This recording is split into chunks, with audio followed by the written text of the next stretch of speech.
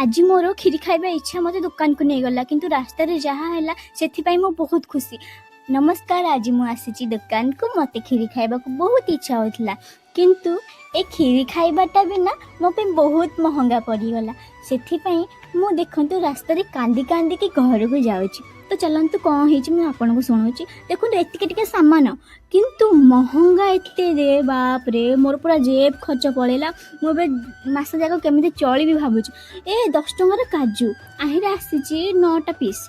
अरे आउ टिके अधिक दे दे हाथ कौन हो जाउथला से छाड़। ए खुशी ए दुख रे तो मु भांगी गली पूरा किंतु आ गोटे खुशी मते मिली। रास्ते जो दुकान को जाऊली मत 2टा फॉलोअर देखाले मु बहुत खुशी। से मान सहित फोटो वीडियो नहीं पाइले से मत फॉलो कर मोर वीडियो डेली देखुं मु बहुत खुशी अनुभव करुँची। पुणी देखाले निहाती भाव से सहित फोटो वीडियो उठेबी।